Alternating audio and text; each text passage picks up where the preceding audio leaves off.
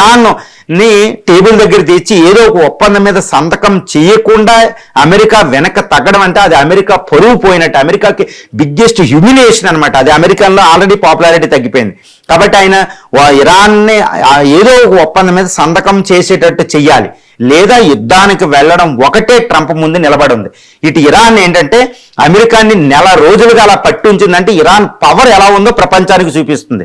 Islamic world అది లీడర్గా అవతరించింది. కాబట్టి ఇస్లామిక్ దేశాలన్నీ ప్రజలందరూ దాన్ని సపోర్ట్ చేస్తుంటే గవర్నమెంట్లు కూడా సపోర్ట్ చేయాలి. కాబట్టి ఇరాన్ ఒక హీరోగా అక్కడ నిలబడిపోతుంది. దాని వెనకాల రష్యా, చైనాలు బలంగా ఉండడం.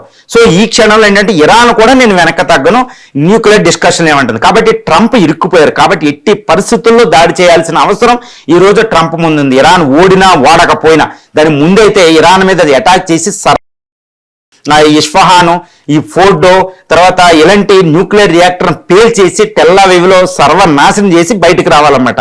మరి ఇలా చేస్తే ఇరాన్ రెస్పాన్స్ చాలా డేంజరస్ ఉంటుంది. వేలాది మంది అమెరికన్ ఫోర్సెస్ చనిపోతారు. తర్వాత ఇజ్రాయెల్ టెల్లవీవ్ సర్వనాశనం అయ్యే అవకాశం ఉంది. గల్ఫ్ ఆఫ్ ఒమన్, సూయజ్ కెనాల్ను క్లోజ్ చేసే అవకాశం ఉంది, ఇది స్ట్రైట్ ఆఫ్ హార్ముజ్ తో. దీంతో ఇంటర్నేషనల్ ఫైనాన్షియల్ సిస్టమే కొలాప్స్ అవుతుంది. ఎందుకంటే ఆయిల్ సప్లై, గ్యాస్ సప్లై ఆగిపోద్ది. సో మూడో ప్రపంచ యుద్ధం అనివార్యం.